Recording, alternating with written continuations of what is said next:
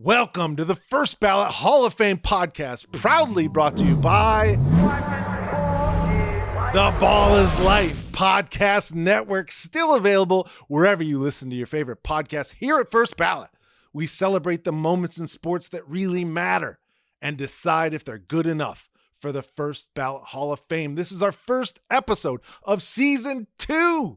And we're doing it big. At the top of every episode, we tell you the story behind our moment. And today's moment is when Dennis Rodman and Karl Malone went one-on-one in the squared circle at 1998's WCW Bash at the Beach. Robbie, my editor, make this thing echo Bash at the Beach. But the story behind this moment and how it affected the 1998 NBA Finals is outrageous. 1 year earlier, on a March 10th, 1997 broadcast of WCW Nitro, Dennis Keith "The Worm" Rodman was named the newest member of the NWO, the New World Order, by none other than Hollywood Hulk Hogan himself. The newest member of the NWO, Big Bra NWO, man, is your style for life, my friend. We can do a double team, triple team, but the NWO is the new team of the future. Sweet. It was on that day Dennis Rodman joined the NWO. It was on that day that Hot Rod, Dirty Dennis Rodzilla, was born. 6 days later, after that announcement, Rodman would appear ringside at WCW Uncensored and help his new Wolfpack teammates obliterate Team WCW and Team Rowdy Piper in the main event. 2 days after that main event, on March 18th, 1997, Dennis Rodman and the Bulls faced the defending Western Conference champion Seattle Supersonics. Rodman had 2 points, 2 assists, 1 steal, and 17 rebounds in 38 and a half minutes of play. Shawn Kemp held the 16 points. Incredible. Dennis Rodman, truly one of one. This was the first time Dennis Rodman's wrestling career interjected with his day job of playing in the National Basketball Association. But it would not be the last. Here's a quick aside. Rob, add a record scratch, stop the music. On March 27th, 1997, the New York Times published a story saying Dennis Rodman would miss the Bulls' final 13 games of the 1997 season due to a sprained MCL in his left knee. Sprained MCL, an injury that would not show up on an MRI. Okay. Anything else happened around that time for Dennis Rodman? Oh, would you look at that? 4 days later, after his injury, Dennis Rodman and Hulk Hogan, I might add, appeared on the red carpet for the Hollywood world premiere of Double Team, the action film starring Jean-Claude Van Damme and Dennis Rodman. Now, I'm not accusing anybody of anything. I personally just think it was perfect timing for Dennis to be able to promote his new movie and then come back just in time for the NBA playoffs. I also really appreciate that Rodman wore a knee brace for the first round against the Bullets, but then abandoned it for the rest of the run. The Bulls, of course, won the title in 97, their 5th total, and Rodman's 4th over his career. All right, Robbie, back to the music and back to our moment. It's June of 1998. The Chicago Bulls are again back in the NBA Finals, again facing the Utah Jazz. Chicago split the first 2 games in Salt Lake City before blowing out Utah by 42 points in Game 3. With home court advantage, a 2-1 series lead, and practice the following day, Dennis Rodman disappeared. Here's the Bulls head coach, Phil Jackson. Is it true that Dennis wasn't at practice today? That's true. Is that an excuse to have? No, it's not. What transpired? I don't know. He's not here. So Rodman goes AWOL. He misses practice during the NBA Finals on March 8th, 1998. Anything else happen on Monday nights during the late 90s?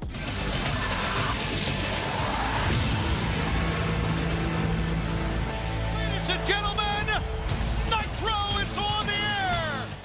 Dennis Rodman vanished from the Chicago Bulls during the NBA Finals and appeared live on WCW Nitro in Auburn Hills, Michigan, to begin promoting a new pro wrestling storyline that would eventually lead to that July 12th Bash at the Beach. And who would Hogan and Rodman face in the main event? Well, during the same 1998 NBA season, Diamond Dallas Page, DDP, former world champion professional wrestler himself, attended a Utah Jazz game where he met Karl the Mailman Malone. There, Karl professes his lifelong love for professional wrestling, and DDP counters by suggesting they team up someday. All of a sudden, you've got Hulk Hogan and DDP teaming up with Karl Malone and Dennis Rodman, two men who had just faced each other twice in the last two NBA finals. Imagine Jokic and Anthony Davis getting together to wrestle at WrestleMania this year. That's the parallel. I think we've got ourselves a main event. Ding, ding.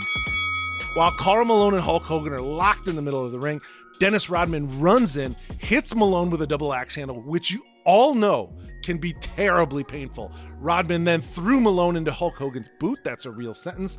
But at the peak of the match, Karl Malone clotheslined Hulk Hogan twice. Then he clotheslined Dennis Rodman before body slamming Hulk Hogan and then body slamming Rodman after that. There's a point where Karl grabs Dennis and Hulk by their heads and bangs them together. This is entertainment, folks. Karl tags DDP, who looks to finish off Hogan with his patented finishing move, the Diamond Cutter. But as DDP goes to pin Hogan, Rodman scurries into the ring to break it up. But just then, two-time NBA MVP Karl Malone does the same. He enters the ring and hits Rodman with his own Diamond Cutter. Bang! It's bedlam in the ring. Lights out for Hogan, lights out for Rodman. But just then, Karl Malone makes a devastating rookie mistake. The mailman looks to pin Rodman to end the match, but he's not the legal man in the ring. The referee, who's just doing his best out there, tries to explain that to Malone, but as he does, distracted, an NWO Wolfpack member by the name of The Disciple runs into the ring, hits DDP with his own finishing move, the Apocalypse, rolls Hogan on top of Page, and leaves the ring unnoticed. 1, 2, 3. That's the match. And this is First Ballot.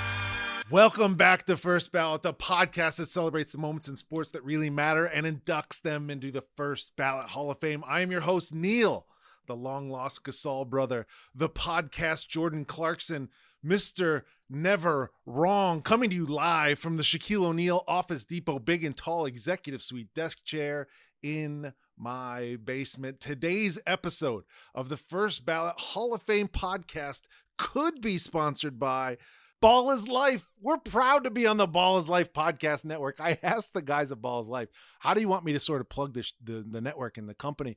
And they were like, don't even worry about it. Just do your show.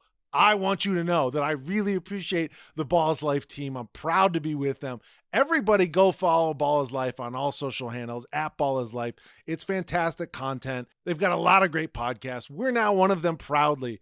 Go follow Ball is Life. Listen, Dennis Rodman and Karl Malone facing off at the 1998 WCW Bash at the Beach is undoubtedly a great sports moment, but is it a First Ballot Hall of Famer? That's a different bar to clear. And here with me today to decide that question are two very special guests. The first is a producer, writer, showrunner on series such as Dark Side of the Ring, Uncommon Sense with Charlemagne the God, WWE SmackDown, and Big Morning Buzz Live. Take it away, Stone Cold E.T. Oh, hell yeah! He was also the co-executive producer on Open Late with Peter Rosenberg. It's Philadelphia's finest, the great connector, Mr. Andrew Goldstein. Neil, I love this. I love being on this show with you. I know how Andrew, much Shut up, Andrew. We have another guest. Our second guest today made his name at the illustrious Hot 97, where he currently hosts the Daily Morning Show, Ebro in the morning. He can also be heard and seen in the afternoon as a co-host on the Michael K Show on ESPN. Or maybe you know our next guest from one of his successful podcasts, Cheap Heat, the pro wrestling podcast on the Ringer Network, or Juan Epstein, his cult favorite hip-hop podcast. He's been all over your television as talent with the WWE, but most importantly, he is the one-time WWE 24/7 champion. It's the prodigious, the major talented Mr. Peter Rosenberg. Happy to be here. Thank you. Holy Beautiful shit, intro. guys. Holy shit. How do you guys know each other? Why are you both on this show? How do you guys know each other? Well, what's crazy is when I was at WWE in 2006, I started getting AIM messages from somebody named Peter Rosenberg because It was actually from Real PMD5. Real PMD5. Peter's older brother was in the same fraternity as my very good friend and our very good friend, our very good friend's older brother. And they got to talking and were like, oh, my brother loves wrestling. Oh, you do? Because my brother's friend really loves wrestling and works for WWE. And they connected us in that sort of early 2000s way. And I just started getting these AIM messages from Peter as I was on the road for WWE. And he's like asking me wrestling questions, this and that. He's like, I'm moving to New York. I'm going to take over overnights. And I was like, yeah, right. This fucking guy. And then he moves to New York and he takes over overnights. And then he takes over the morning. Unbelievable. But we were like, and then we just became buds regardless. Andrew, I want to, eventually I'm going to start cutting you off and letting Peter talk. But how early in your career are you working at WWE? Way too early. That's the answer I always give. 2006, I was in my 20s. I always say, I've said it on every podcast I've ever given talking about my time at WWE. Got that job way too early in my career. Had not enough confidence to do the producing side of it, right, and sort of talk to these guys and talk to Vince and sort of, navigate the shark infested waters. I feel like if I got that job in my 30s, I would have crushed it. Instead, I was there for a little less than a year and got fired. How did that happen? How did you get fired? Oh my God, I made so many mistakes. Are you kidding me? Well, what did they say to you? They said, well, I went up there once and I walked into that like all black glass building. And I swear, as God is my witness, the first guy I see walk through the lobby of that building is in tattered jean shorts and a shirt with no sleeves. He's made out of concrete. He's huge. And I'm like, this is like a real office building with like just wrestlers walking through it. What is it like to get fired at the WWE? That was always the dream, was like, oh, you're going to be in Titan Tower. You just go in the elevator and it's like, oh, hey, Kamala, how are you doing? Yeah. It's like, what floor? It was like straight up corporate, dude. I got back off the road from a Raw and a SmackDown, and I was in the writer's room breaking story for the next week, and they called me into HR with Michael P.S. Hayes sitting next to the HR lady, and they told me they weren't going to give me my next 13 weeks. So, the story I always tell is that the first renewal, Michael called me into his office, and he goes, well, it's not like I'm running down to HR telling them we need to keep this kid, but you're good. I love that. You're good for now. I love the voice work so far. The voice work is really well. Good. Are you secretly mad that Peter now works with WWE? And no, I live vicariously through my brother Peter. Could not be more proud of his accomplishments and the fact that he is inner circle. It's basically Vince. Inner circle of J. It's Vince, Nick Khan, Triple H, Peter, Bruce, Stephanie, Bruce. Is kind of the hierarchy. That's how it goes. SGG. Pete, was it always a dream of yours to well, I mean, I'll go back even further. What was your dream growing up? What were you like? Well, this is my dream job. This is the thing I want to do. Well, I'll say this. I regularly say, it was this. This is my dream. You know what my dream would be? I say way too much. In some ways, I think it's probably charming and endearing that I say it all the time. In other ways, it's like if you say everything's your dream, at some point you're lying. And you're never allowing yourself to sort of enjoy what you're doing because you're like, well, that's not my dream. My dream is. But yes, WWE was on the list, not as like a little kid because I don't think I understood necessarily what I would have wanted to do. I just loved it. But in 2005 or so, I got back into wrestling after like missing the best period in the history of wrestling. I got in just after that because who wanted to be there for the Attitude Era when you could get in for ruthless aggression? And so that's kind of what I got back into it in a real way. And it's actually really funny because for some reason, I was looking through old emails recently. I've been searching like through my Gmail because it goes back like 16, 17 years to be like, what the fuck have I been saying for the last 17 years? And dude, Andrew, I didn't even tell you this. When I searched through my email, I found emails I sent to Michael Cole, emails I sent to Stephanie McMahon. Wow.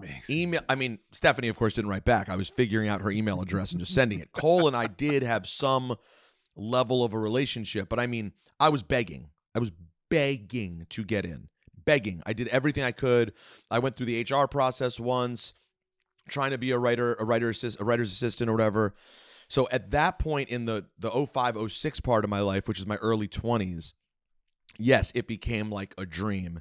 And then the whole time I'm working to try to make it in radio as well, which was having its ups and downs.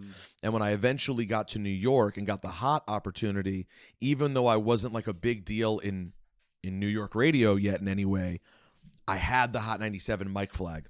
And I was just going to use that for like whatever I could. And it got me pretty far, got me into rooms. It definitely did that. And eventually, years later after that, and some other random fortuitous connections, Jonathan Coachman played a big part in it, like random connections, I ended up getting an opportunity.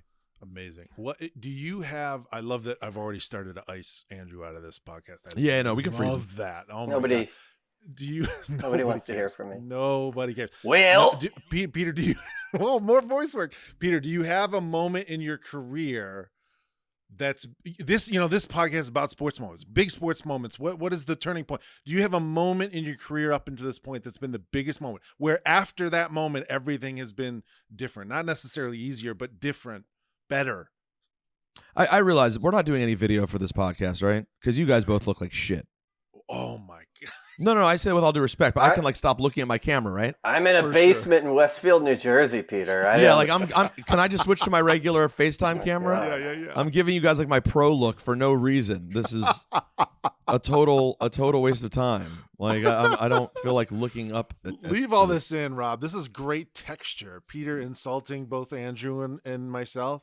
Yeah, but I still have my good one on. Anyways, I'm trying. God, Peter, Jesus Christ. I'm trying to figure it out. It's not working. Anyways, so one specific moment you're saying where like, yeah, do you have like a moment where you're like, oh, like I don't want this to be your answer, but the other question I was bouncing back and forth between is, what is it like when they come and tell you you're going to win the 24/7 championship? Do you cry? Like, are there moments where you go, this was like such a big thing. This was so cool being on Summer Jam stage for the first time. Like, is there a moment in your career where it's like everything after that point was different? No, again, that kind of goes back to that whole like dreaming forever kind of situation that it's always getting better. Or you're always trying to get it better. I'm not even saying like that's like it's a good thing. I mean, in some ways I think there's a little bit of a lack of appreciation. Right. But I have had my handful of moments where I'm like, hold on, stop, take this in. Right. The 24/7 one was definitely one of them. Hold on, my dog is hacking to death. I have to open the door for him. I want to just add a piece to Peter's story because why not? It's certainly my right. No, what Peter was saying about having the Hot 97 mic flag, what I always found of like, I don't know that the morning team at Hot 97 or any radio station would have opened the doors to WWE to the extent that having somebody like Peter as a daily presence would have. So like the Kofi Kingstons, the John Cena's every time he's in town. I mean, Peter made the Hot 97 morning show a destination for WWE wrestlers to it was part of their car wash. And I think a lot of that goes to Peter being there, and that sort of raised his profile in the eyes of WWE, if I were to speculate about, Peter's rise. I think that's a totally fair point. I appreciate, that is definitely part of it. It's become a thing that they can count on, and I will say, and I always tell everyone, like, listen, I believe I do a really great job when I'm there, but like, I'm not going to lie, I bring a lot of other things to the table. Like I'm going to talk about them on Hot 97. I'm going to talk about them on ESPN. I mean, the truth be told, I no rappers were wearing wrestling T-shirts before I started wearing them all the time in 2007. I mean, that's just a fact. I love my Smoke Dizzo, Wale. No one was out there really holding up I'm a wrestling fan and it's cool prior to me in 2007. And so it all ended up eventually working. Like I said, it still took a perfect storm to sort of get there.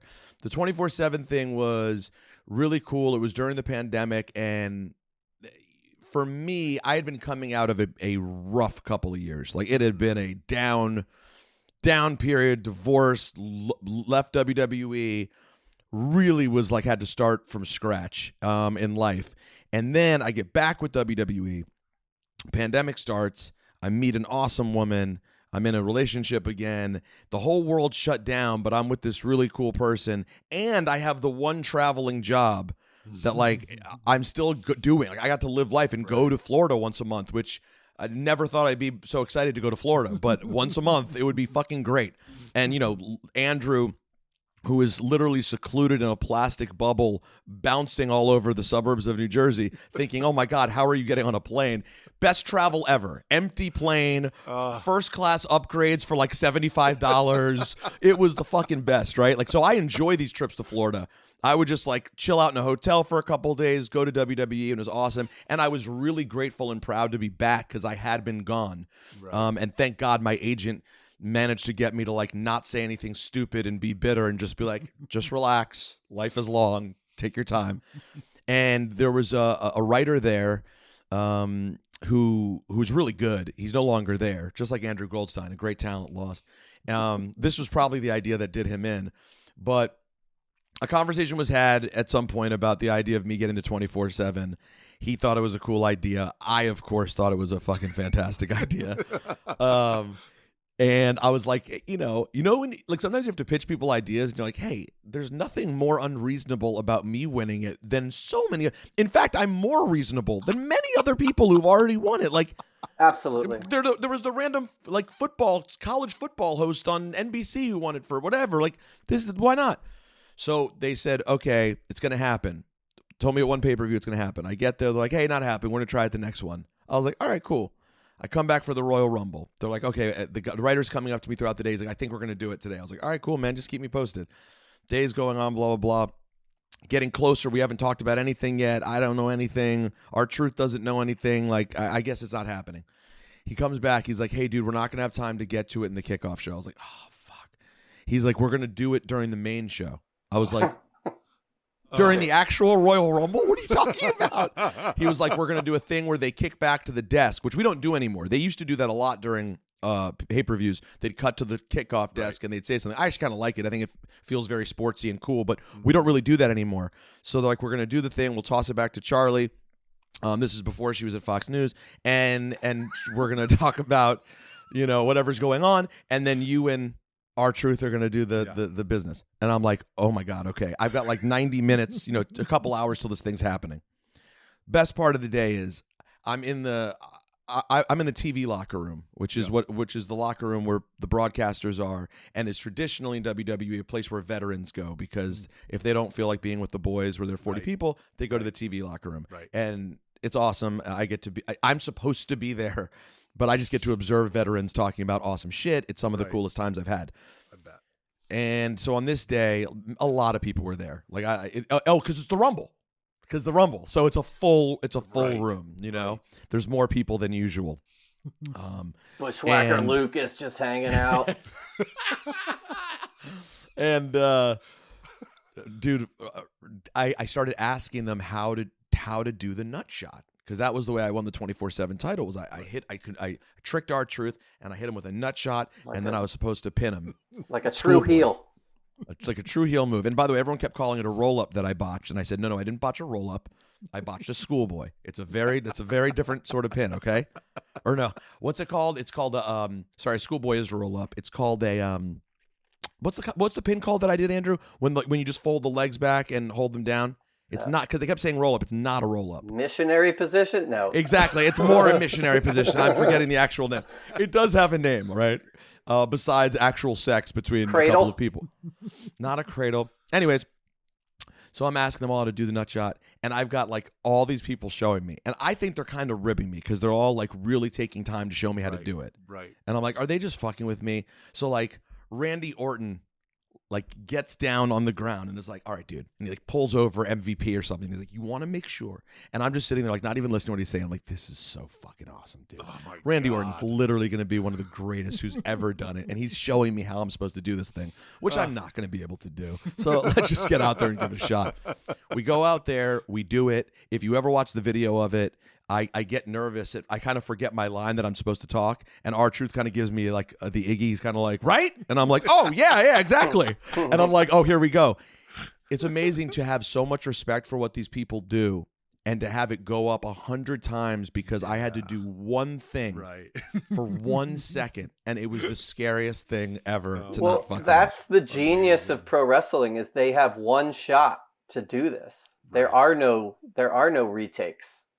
And you're like, and Truth tells me, he was so cool. He was like, hey, don't fuck up the pin. If you fuck it up, I'm kicking out. And I was like, yeah, fuck. Okay. And at first, if you really watch it close, not to give everything away, but if you really watch it close, I put my hand in the wrong place.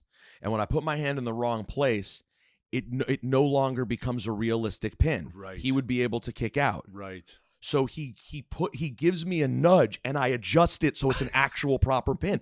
It's amazing. It's these little things you just don't think about that you think are unimportant, but every little thing is what creates the realism. Yeah. And I came away from it it's funny because people like kind of mock the 24/7 title, of course, but like I came away with that whole experience, having so much more of an understanding of what they do and how amazing it is. And also, if this is a title that people mock and think is silly, and I see how people reacted to me winning that, I can't even imagine what it'd be like to win a real title. Yeah. Like I texted Peter when it happened. I was like, bro, you're in the history book. Like that's just insane. That's crazy. And that's like Neil, if you hit a 3-pointer for the Lakers once. I know. And then they were like, okay, enough with Neil. That is exactly how it felt though. Like if they let you just like warm up and be a part on the lineup card, Yes. It was wild. Me and SGG were looking at it recently on the podcast and looked at it too. I'm like the 20th longest reign because I had it for almost a full day. Because they had everybody else has it for 2 seconds. They had to get. I took it home. The whole thing was to what you lost it on the radio, right? Like as promo. So they had to get to the next day where Peter was on air. Right. So. And by the way, that was a whole fucking thing too. That was they had to come.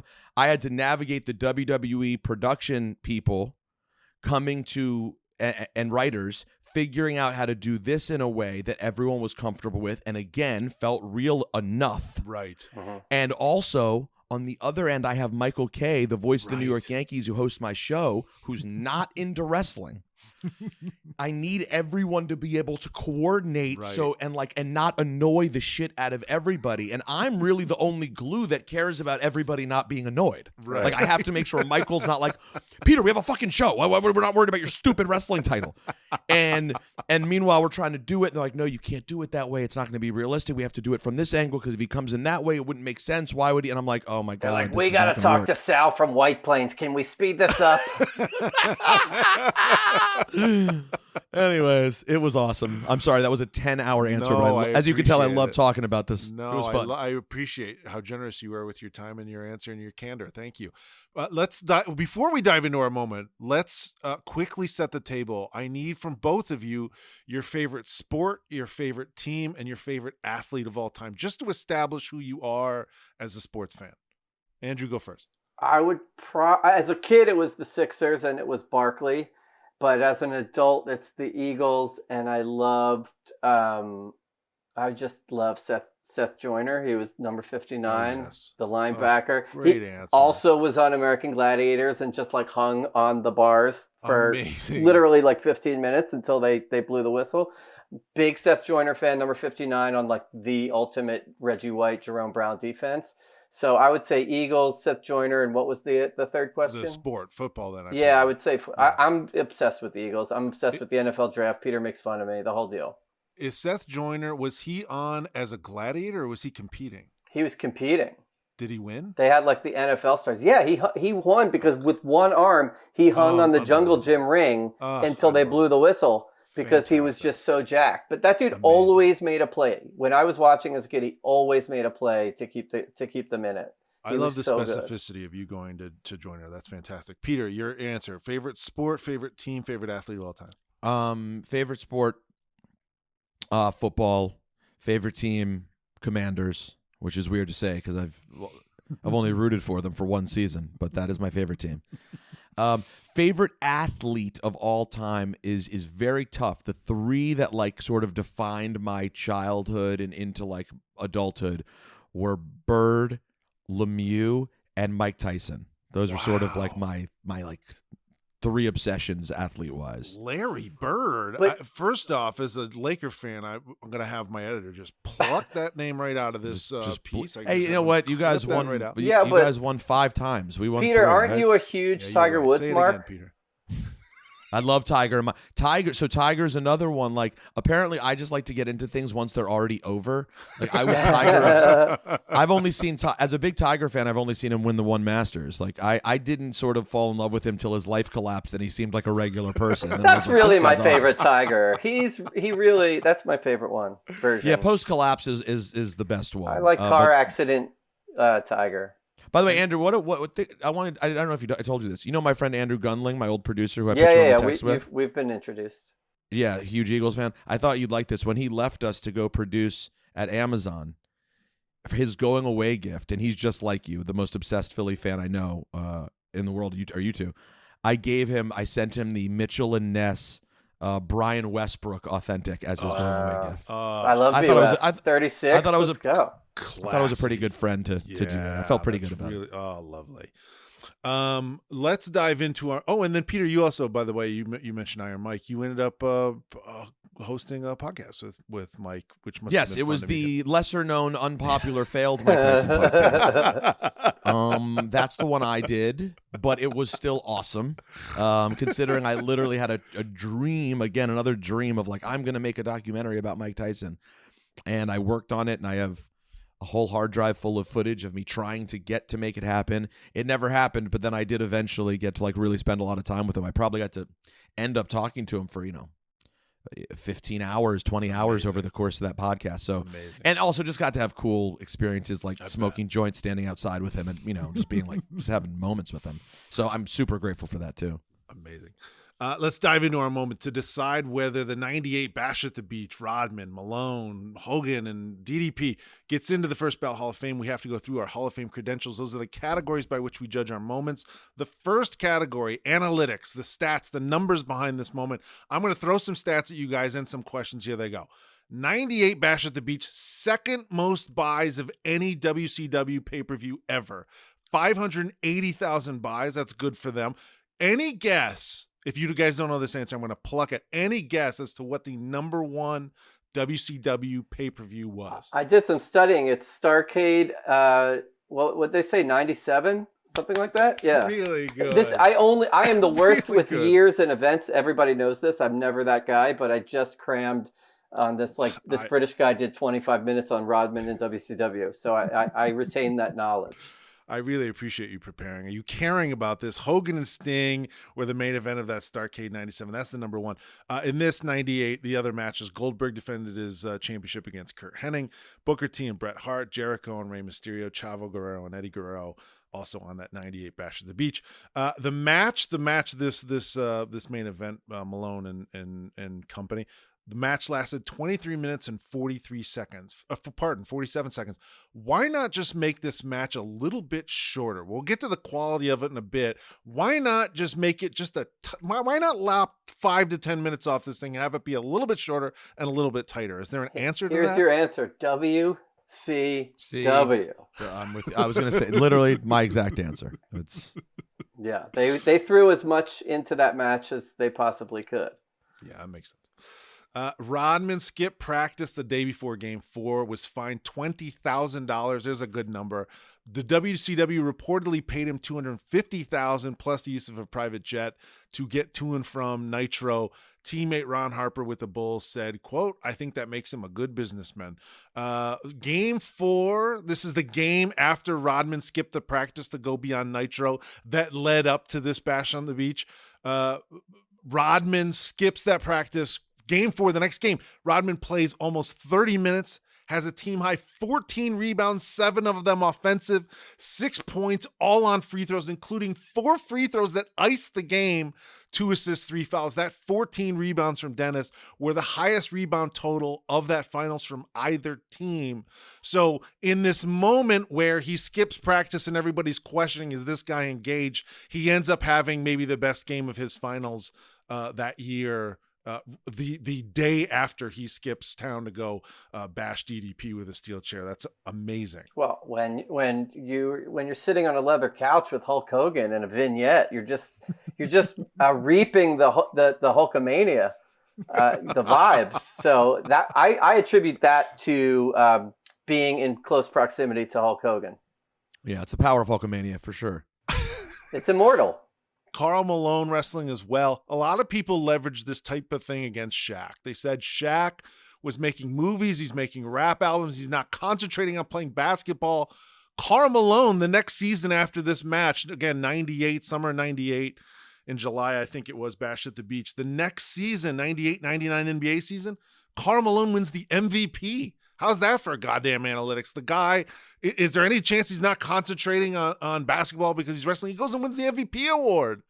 Before we move on, Peter, I mentioned Shaq rapping. What is the best Shaquille O'Neal song?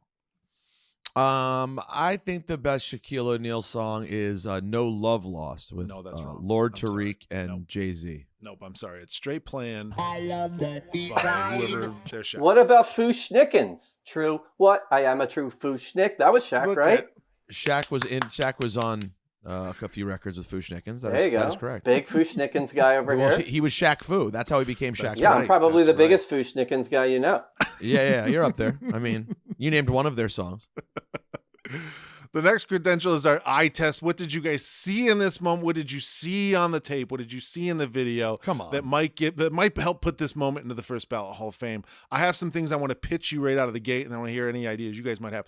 Dennis Rodman wrestles. He's wearing a nose ring, a lip ring, and 3 earrings, and he just goes with it. Is that like, can you wrestle in facial jewelry? I can't say that I've seen it besides this. Have we, Andrew? I feel like Shannon Moore, Did Shannon Moore do it? I feel like there's been... I know AEW's done an angle where they ripped a nose ring out. They did. That is a thing. Legit? Yeah, like Darby Allin, they ripped it out and then it bleeds. It's not recommended. But I think if you have like a lip ring or whatever, but Rodman was fully pierced. It's not recommended, but he's not taking a lot of major bumps, so I don't know that it's that prohibitive. Yeah, that is true. There's not that much to worry about with it, but there are so many other things to worry about in this match. I have some observations, but continue, Neil. Yeah, you sure you want to just skip to the end when I tell you that it's not in the Hall of Fame? No, wait. Now I'm pitching you.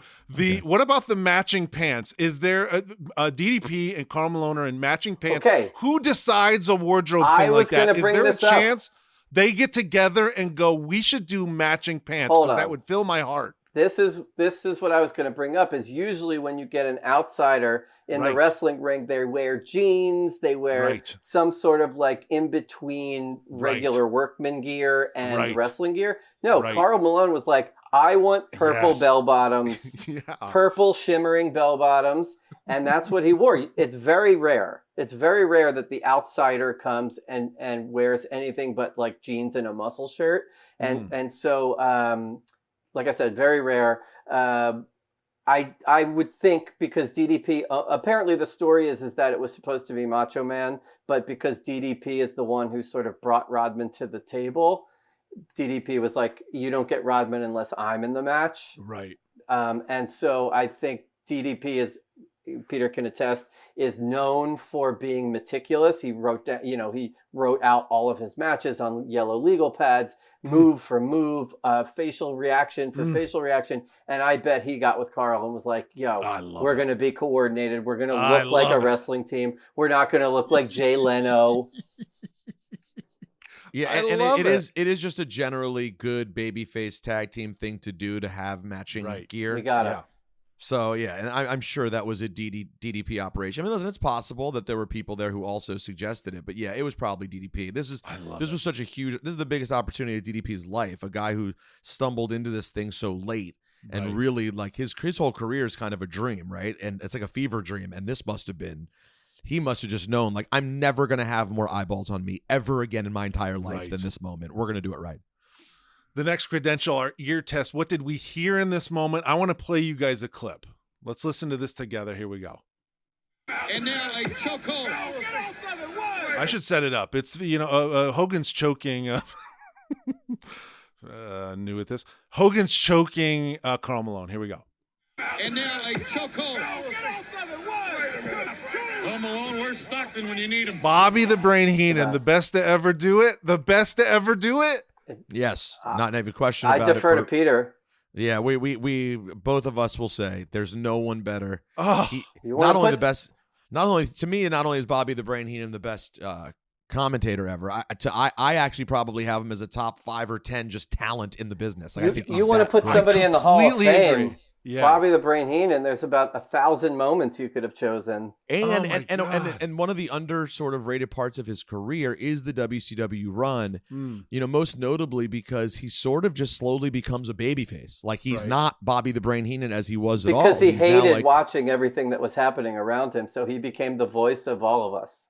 Oh, yeah, exactly. And it was very interesting. And I loved, like, him. I loved Hogan turning heel worked with Bobby being a babyface, even though Bobby hated him when he was a heel. They could never be on the same side. They can't be on the same side. He's like, see, I told you so. He's a piece of garbage. But now Bobby's the good guy. You really do take for granted Bobby the Brain Heenan was the ultimate nemesis of Hulk Hogan. And then it's so funny that eventually they're in exact reverse spots all those years later in WCW. Amazing. I thought you were going to play the crowd reaction, because one of the things I did read is, the crowd pops are some of the biggest ever in WCW history. It's all arbitrary. It's crowd noise. You can judge for yourself, but they're pretty epic. He got pro or con, because I heard some boos in that match as well. Sure. They're playing the part, but I think he's getting a reaction. I see. Which is the name of the game. No, I only pulled, in terms of clips, I only pulled Bobby the Brain Heenan lines. Cool. Here's another one. Rodman hit very, very hard that time, staggered on back, and I think really almost, did he hit a cameraman or some of the media with the back of his head that time? Not the first time he's hit a cameraman.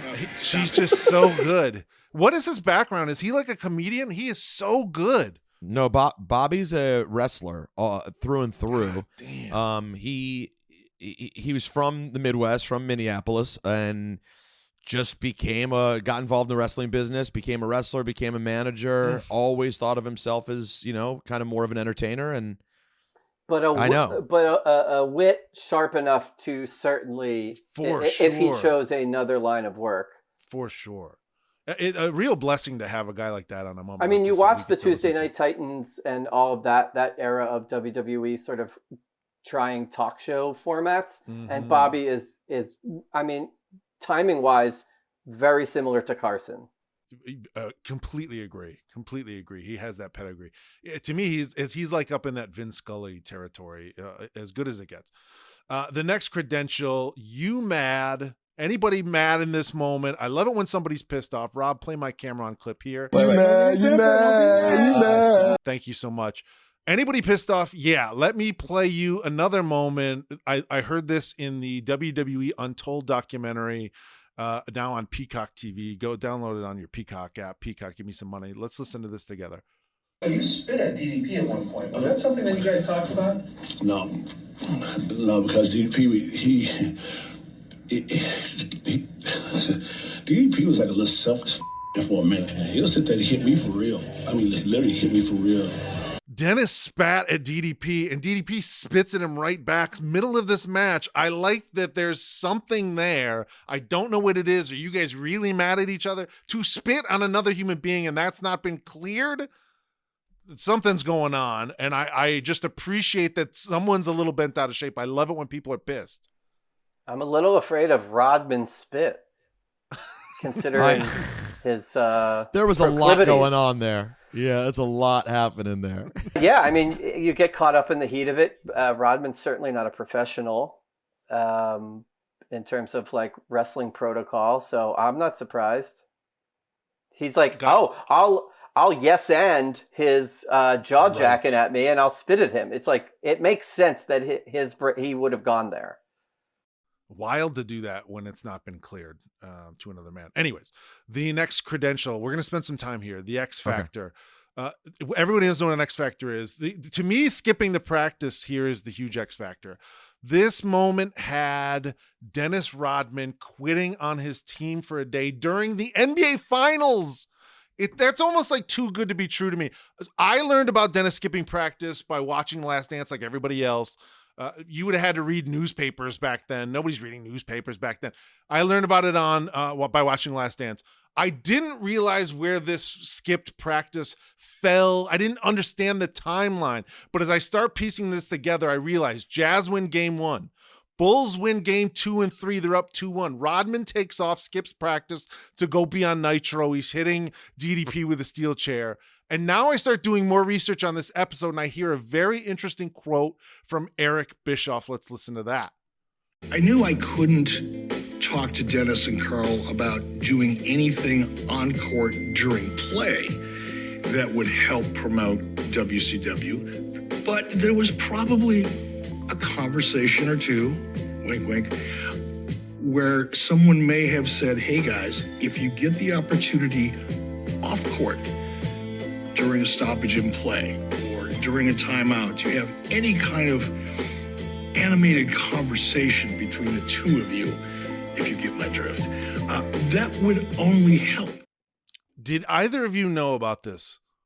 Is he implying that Rodman skipping practice was his way of promoting Bash at the Beach? I think what he's saying is he told, and my guess is he told Rodman there as Rodman skips practice, goes to Nitros with Bischoff. My gut tells me he tells Rodman there, if during a game without interrupting play, you can trump this up and play it up in the game, in the NBA Finals, and help it build up our storyline. But nothing ultimately happened. Like we don't have an elbow or a crotch shot or something. Here we go. Okay. I start watching things with the express purpose of looking for things that might be exaggerated. Okay. Game 5, Karl Malone and Dennis Rodman get tangled up. They get hit with Tex. And then in Game 6, with the largest audience watching, these two really ramp it up. I remember there's a very famous moment where Malone and Rodman get tangled up. They're trying to run up court, and they keep running into each other. They keep tripping each other. And then there's a moment afterwards where they're like smacking each other. I remember that. Yep. That I'm like, where was that? Where I was like scrambling, going, where did that happen? That happened in Game 6. Yep. That moment now, if you rewatch it now after hearing that Bischoff moment, you go, wait a minute, are they doing this on purpose? So two things, mate. I think like, okay, maybe, but then also I think Bischoff's full of shit. Wait, hold on. Let me play these for you. Watch this. Let's see if we can watch this together. You watch Malone and Rodman battling under the boards. Malone's going all out as he runs the floor. They both kick each other a little bit. There's one. Here's another one. Watch the byplay here between Malone and Rodman. A sign of respect, actually, it appeared to me. They're doing that thing where they're each trying to hit the person to be the last one to hit the person. I'm watching all these things and going, is this like sort of like playful, like I'm going to get you, I'm kicking at you, I'm slapping at you. Is this normal?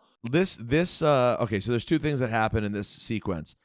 One, they clearly have a moment where you see them dapping each other up and smacking each other on the butt, right? Right. Then they have a few minutes later this running down the court tangle thing. Yes. Which, truth be told, I don't know that I've ever seen anything quite like it. Like, that's what I'm saying. Andrew, if you go watch it, I'll send you the clip. If you watch this, they literally tangle up and fall with each other for 15 seconds. Like, it is so clearly a thing. And then they jaw jack and dap each other up again. And then at the end, Rodman goes over and smacks Malone on the butt, and then Malone smacks Rodman on the butt, and Rodman turns around and does like a coy, like, ooh, you hit me on the ass thing in the middle of a finals game, game 6. I think context is important. I think it was a much less, I would say, wrestling savvy world. So I think today, obviously, the announcers, ESPN, the announcers, everybody would have been going crazy about the fact that Rodman missed practice for a wrestling thing and that Malone is on the card. I don't think they made any mention of it. I would venture to say the announcers in whatever year it was. So I think they're doing it because the seed was planted in their head and they're being, savvy businessmen. But I think without the part of the announcers sort of playing it up, it just happens. And if you get it, you get it. And if you miss it, you miss it. Also, Malone's not announced yet for Bash of the Beach not. at this point, Okay, right? Yeah. I don't think. Right? Is that right, Neil? No, I think he has been. You think he's already? Because this is a month earlier. They already know. I know that Rodman's showing up, but like, has Karl Malone appeared yet, or does that appear a couple weeks later? Let me play another clip for you. Here is that moment, that famous moment. I'm going to play it for you. This guy's very professional. It's unbelievable. 4 seconds to shoot. Jordan missed it just before the shot clock sounds. Rodman battling like crazy, but can't quite hold on to it. Hornacek, he and Malone, Rodman and Malone, and Rodman just trips Malone up. They got to call a flagrant here. They've got to call a flagrant. He and Karl Malone, regrettably, are scheduled to wrestle in one of those bogus events regrettably. Next month. Why Malone wants to lower himself to that is anyone's guess. Get out of here, Rodman Bob Costas. apparently wants to start the wrestling now. Okay, okay, that's great. So we've got the Costas ramping this up. Regrettably, you got to call a flagrant foul. Part of my brain is still going, they wouldn't do this in an NBA Finals game, game 6, which ended up being the closing game by the by. Part of me is going, maybe this is just like, this isn't the first power forward that Rodman's gotten into it with. So I keep watching the game. Here's another clip that might be the most telling. Let's watch this together. This is Karl Malone, his patented post-up jump shot. Watch what he does right after he makes the basket. Malone tries to answer and can, and he has 20. A Jordan-Malone duel shaping up in Game 6. Karl Malone runs right up the court and does the fucking diamond cutter symbol. All right. Well, I think that's your proof. But again, it's such not a wrestling savvy world. In 2023, all of this would have been the biggest story in the history of sports. But that's what makes this so much cooler. The fact that they knew that people they're actually planting a seed for not liking each other. They're actually working. That's legit. They're working. It's great. And what happened? So this is, again, I feel like I've made good headway here, but the Bulls win the championship. Jordan gets the layup. He steals it from Malone. He comes down, hits that iconic last second shot for the Bulls in Utah. John Stockton, noted racist, ends up missing the game winner. What does Dennis Rodman do right after the Bulls win the championship? The Chicago Bulls have won their 6th NBA championship, and it's their second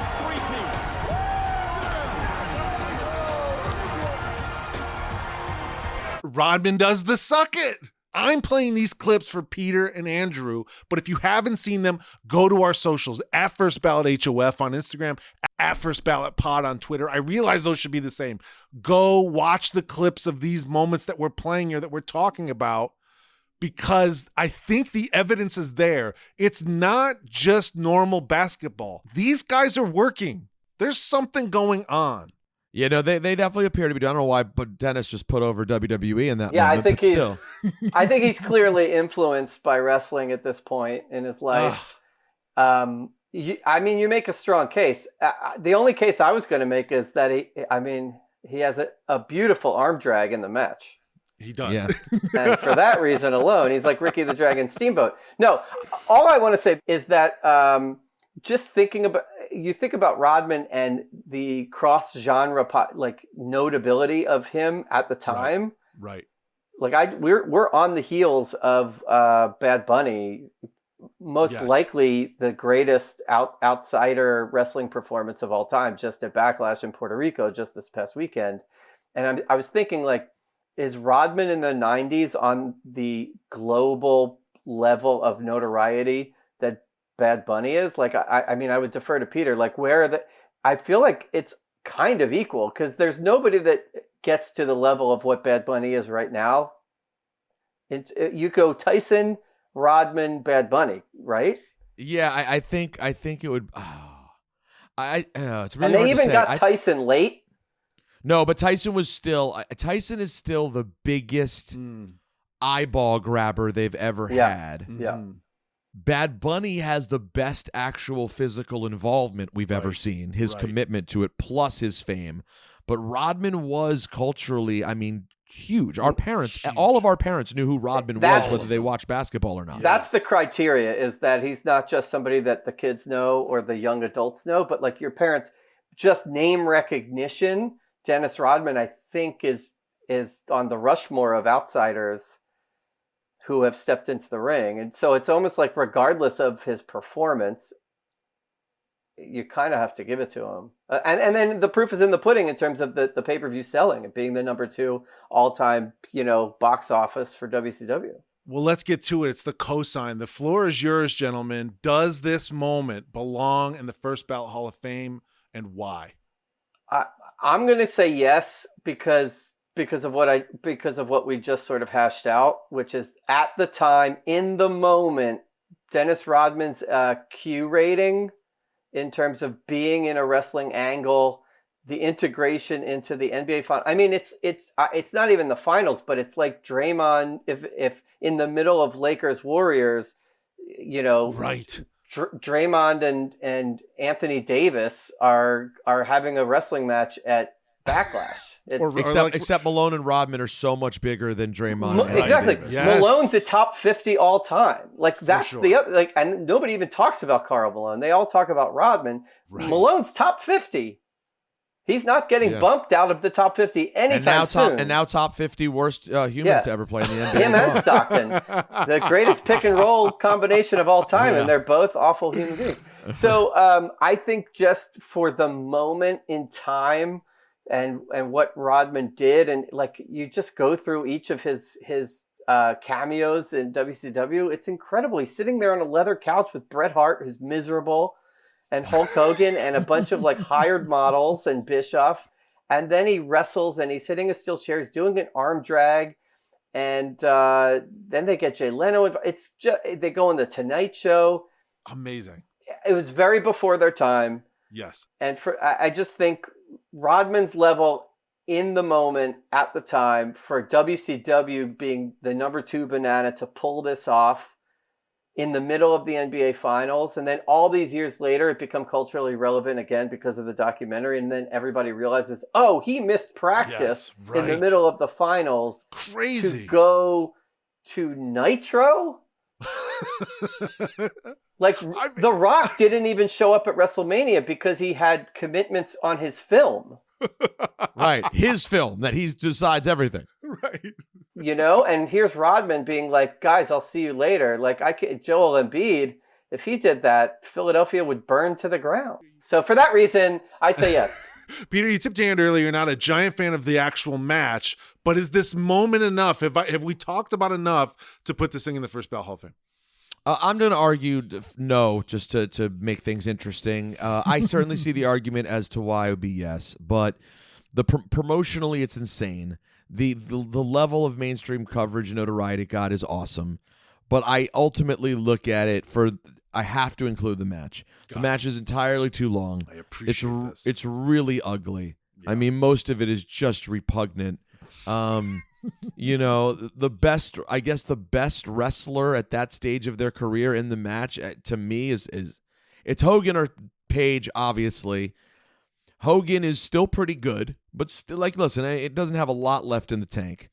DDP is DDP is a good wrestler, but Andrew, I think we could agree that as much as we love DDP and the Diamond Cutter's awesome, he's still clunky. He's obviously not it's not the sweetest of the science. Let me say that. So you take that, they're the two wrestlers, and then they have the two other guys who don't know what the hell they're doing. Some disgusting clotheslines. He's right. Andrew's right. One good arm drag, maybe two good arm drags even. But besides that, the match kind of is a wonky Couple WCW. body slams. Yeah, a lot of body slams. It was a lot of day one at the Wrestling Academy. No, exactly. Literally, like the three of us could show up in Florida and do this match within 2 days, and there's a lot of that there. So while I appreciate that Rodman was willing to skip the finals to practice to be there, I wish he would have spent 3 more days learning to wrestle. I mean, Bad Bunny looks like a 5-star match wrestler next to these guys. Jake so yeah, Paul, I'm gonna say no. Yeah, not enough. Okay. It's time for the induction speech. That's when I, Neil, get to decide this thing. Listen, 2 very esteemed guests. I'm going to take what they said into account, but ultimately this is my Hall of Fame. I'm going to make the decision here. I've got 2 things I want to talk about. The first sentence that I'm going to read you is Dennis Rodman skipped practice before an NBA Finals game to go hit a guy with a steel chair. That sentence alone, to me, has a real chance of making the first ballot Hall of Fame if nothing else is considered. If that's not enough for you, consider this.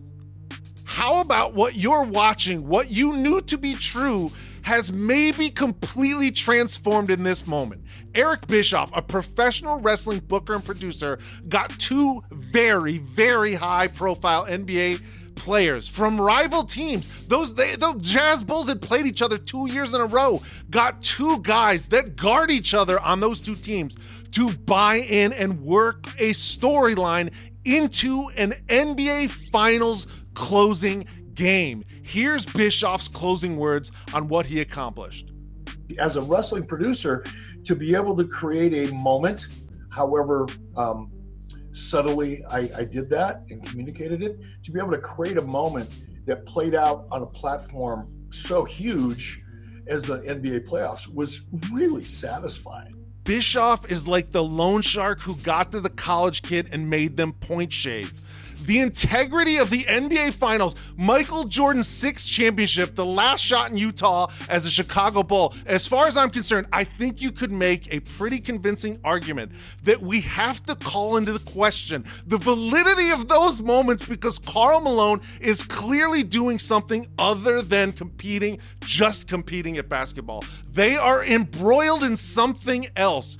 Is Karl Malone 100% there if he's throwing up the diamond cutter in the middle of the second quarter? For that reason and many more, of course, this is in the first ballot Hall of Fame. Peter Rosenberg, Andrew Goldstein, Dennis Rodman, Karl Malone, Eric Bischoff, Diamond Dallas Page, and the noted racist Hulk Hogan. Congratulations. This moment, the 98 Bash at the Beach, it's in the first ballot Hall of Fame. I want the last word to Neil's first point. It'll never be duplicated. I completely agree. That is true.